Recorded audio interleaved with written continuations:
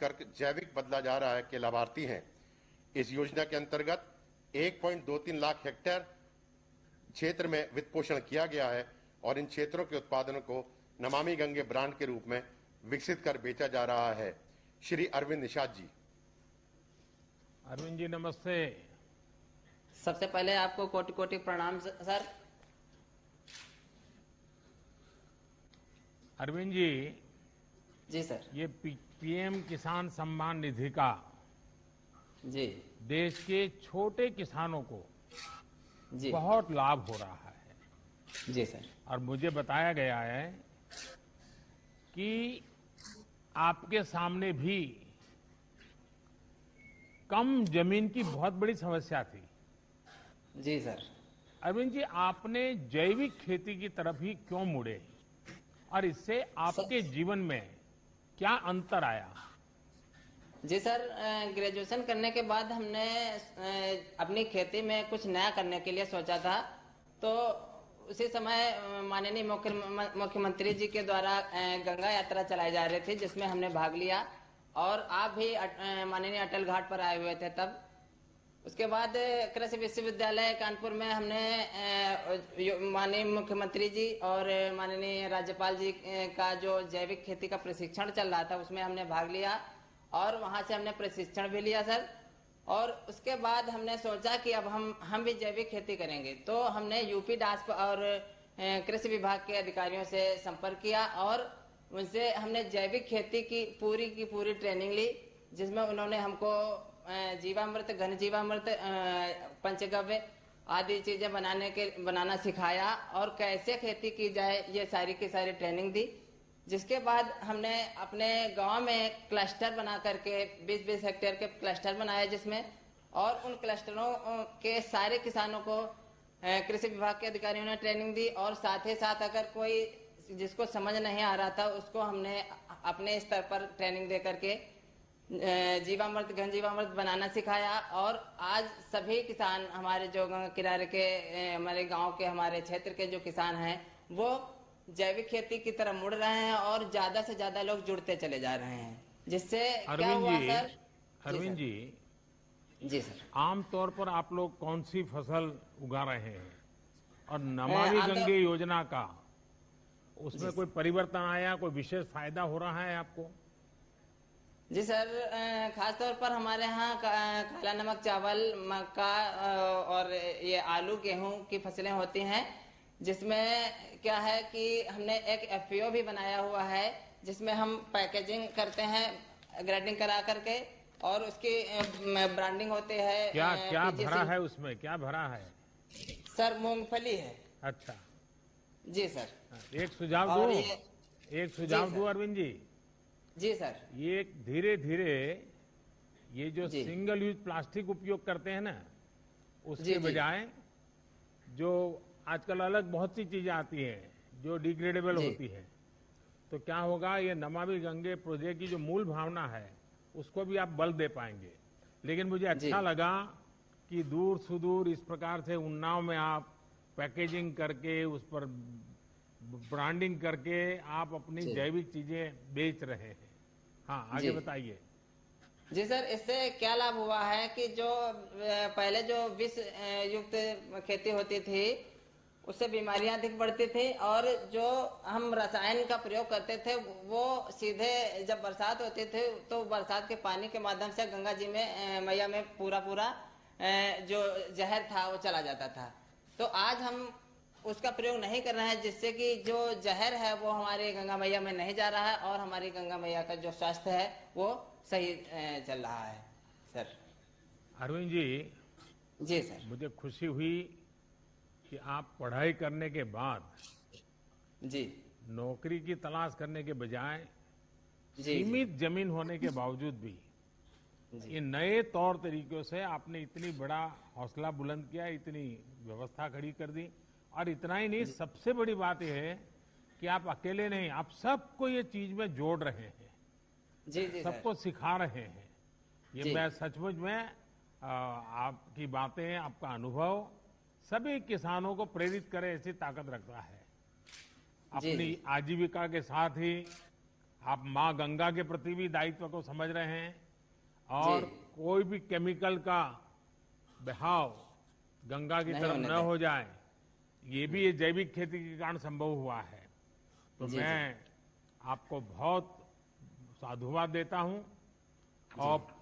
और कोरोना का कालखंड है, मैं यही कहूंगा कि कोरोना संक्रमण से बचाव के साथ साथ ये काम जारी रखिए और अपने परिवार का, बाकी गांव वालों को भी ध्यान रखने के लिए जरूर कहिएगा। धन्यवाद अरविंद जी, नमस्कार। नमस्कार। अब मैं आंध्र प्रदेश के अनंतपुरम जिले की श्रीमती एम वेणुअप्पा को आमंत्रित करूंगा, जो प्राकृतिक खेती के प्रसार की योजना की लाभार्थी हैं। इस योजना के अंतर्गत 4 लाख हेक्टेयर क्षेत्र प्राकृतिक जैविक रूप में विकसित किया जा चुका है। श्रीमती एन वेणुरमा जी। वेणुरमा जी नमस्ते। नमस्ते सर। मुझे बताया गया है कि आपने अपने हौसले और मेहनत से बंजर जमीन को ही और उसमें ही आपने फसल उगा दी। ये आपने कैसे किया? मैं समझता हूं कि देश भर के किसानों को ये आपका अनुभव बहुत काम आएगा और वे भी जरूर आपकी बातें सुनना चाहेंगे। तो बताइए वेणुरम्मा जी।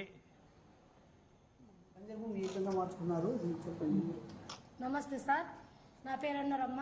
మీతో మాట్లాడేకి నాకు చాలా సంతోషంగా ఉంది సార్. నాకు గవర్నమెంట్ 4 ఎకరాలు ఇచ్చింది సార్. గవర్నమెంట్ అసైన్ ల్యాండ్ భూమి 4 ఎకరాలు ఇచ్చింది.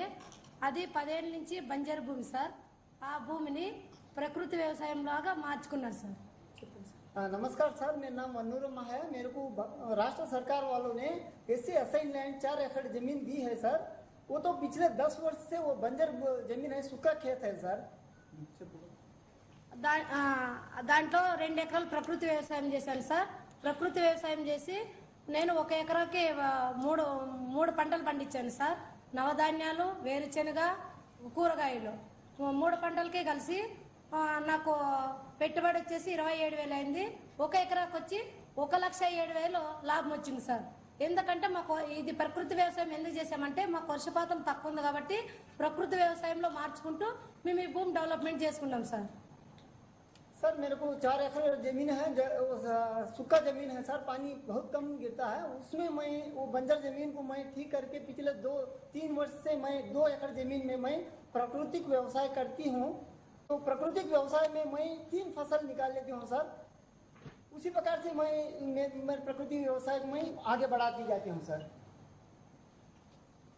आपके वाणी में अनुभव दिखता है, क्योंकि आप बिल्कुल रुके बिना सुपरफास्ट की तरह अपना रूह बराबर बता रही हो। उसका कारण है कि आपका खुद का अनुभव ये बोल रहा है और इसलिए आपको सोचना नहीं पड़ रहा है और बड़े आत्मविश्वास से आप बोल रही हैं। मुझे लगता है यही आत्मविश्वास के कारण आपने ये बंजर भूमि को उपजाऊ भूमि में बदल दिया है। और मुझे बताया गया कि अब आप अकेली नहीं, कई हमारी आदिवासी बहनों को भी, आदिवासी किसान बहनों को भी आप इसमें जुड़ चुकी हैं। अब आप लोग मिलकर के काम कर रहे हैं, कैसे कर रहे हैं, क्या क्या काम करते हैं? ఆదివాసీ మహిళలకు మీరు ఏ విధంగా శిక్షణ ఇచ్చారు, ఏ విధంగా సార్ ముందుకు తీసుకుంటున్నారు? నేను ఒక ఎస్సీ ఒంటరి మహిళ సార్. నాకు పక్కన తాండాని ఉంది సార్. ఆ దాంట్లో 170 మంది గిరిజన మహిళలు ఉన్నారు సార్ మా వాళ్ళకి. నేను ప్రకృతి వ్యవసాయం నేను ఎట్లా చేశానో వాళ్ళని అట్లే నేర్పించి వాళ్ళని ప్రకృతి వ్యవసాయం నేర్పించే దిశలో తీసుకుపోయినాను సార్. सर मैं तो एक आदिवासी महिला हूँ सर, मैं अकेली महिला हूँ। तो मेरे बगल वाले गांव में 170 लोग आदिवासी महिलाएं हैं। उनको समूह के माध्यम से मैं किस प्रकार से मैं प्रशिक्षण लेके इनको प्राकृतिक व्यवसाय करती हूँ, उसी प्रकार उन सभी लोगों को भी प्रकृति व्यवसाय किस प्रकार से करना है मैं उनको शिक्षण देती हूँ सर। वेणुरम्मा जी, मुझे बहुत ही इंस्पायरिंग लगा आपका ये सारा काम और मुझे विश्वास है कि देश के किसानों के लिए भी इस प्रकार से आत्मविश्वास पैदा करने वाले आपका अनुभव है। जब इंसान ठान लेता है तो वो क्या कर सकता है, इसका आपने जीता जागता उदाहरण पेश किया है। और प्राकृतिक खेती से हमारी आदिवासी माताएं बहनें महिला किसानों को जोड़ने का प्रयास भी ये बहुत ही सराहनीय है। मैं इस प्रयास के लिए आपको और सभी महिला किसानों को आदरपूर्वक नमन करता हूं। बहुत बहुत धन्यवाद आपका। धन्यवाद। अब मैं मेघालय के रिबोहाई जिले के श्री रविस्टर खरमुनपुर को आमंत्रित करूंगा, जो कि उत्तर पूर्व क्षेत्र के जैविक उत्पादन हब के रूप में विकसित करने की योजना के लाभार्थी हैं। इस योजना के अंतर्गत अब तक लगभग 80,000 हेक्टेयर क्षेत्र उत्पादन से लेकर विपणन तक की संपूर्ण मूल श्रृंखला के रूप में विकसित किया गया है। श्री रविस्टर जी।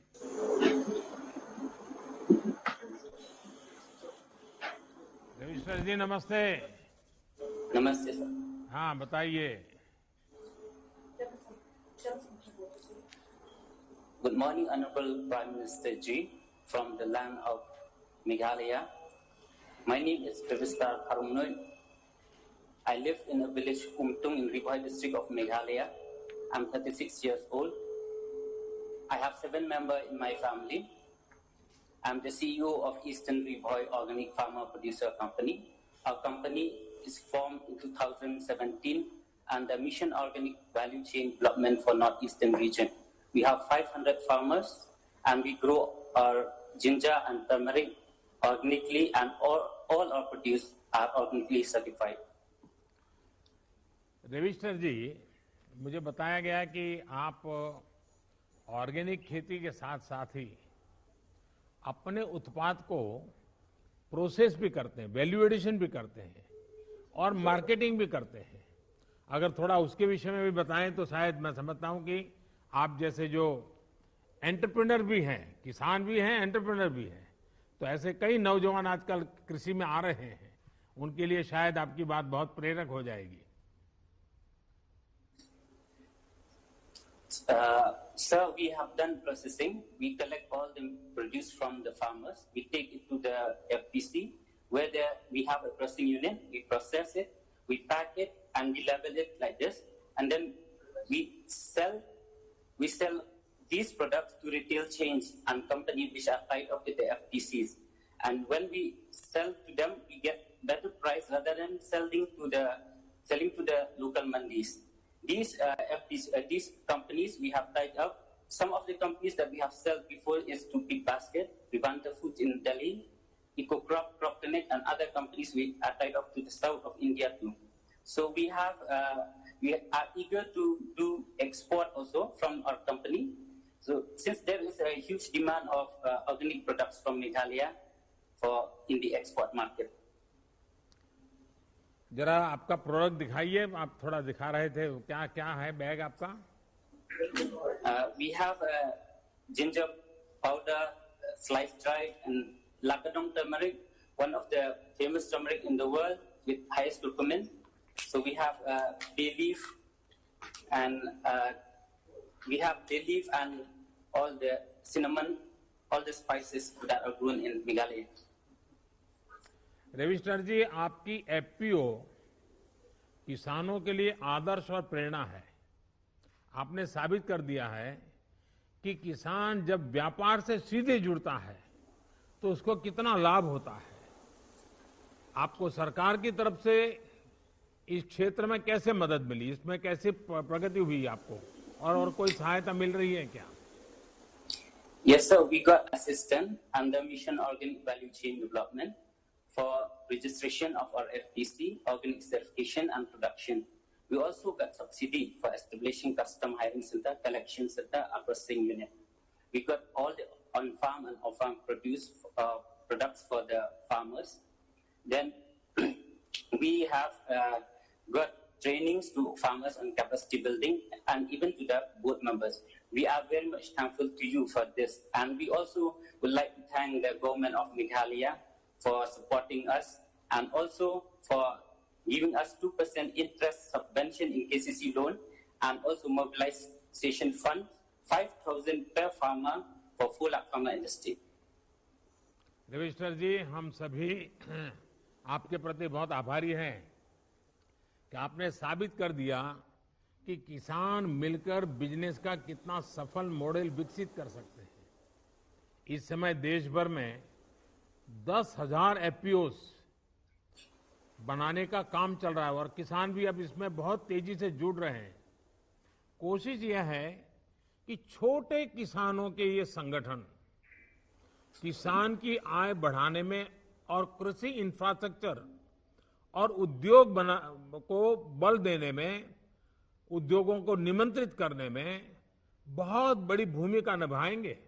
और आपने तो दिखा भी दिया और मैं मानता हूं जब मेघालय के दूर सुदूर हिमालय की गोद में से इस प्रकार से आप इतने बढ़िया प्रोडक्ट दिखाते हैं तो अब तो शायद खरीदने वाले भी आपकी तरफ देखेंगे।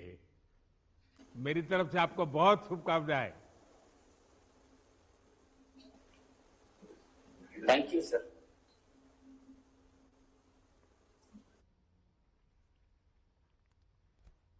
श्री पैट्रिक को आमंत्रित करूंगा। कार निकोबार और उस द्वीप समूह के ऐसा पहला देश का क्षेत्र है जब 14,500 हेक्टेयर को लार्ज एरिया सर्टिफिकेशन के अंतर्गत प्रमाणित किया गया है, जिससे यहाँ के किसान अपना उत्पाद जैविक रूप में बेच सकें। श्री पैट्रिक जी। पैट्रिक जी जी नमस्कार प्रधानमंत्री, नमस्ते। दूर दूर एकदम समुद्र के बीच में आपसे आज संवाद करने का मौका मिला है।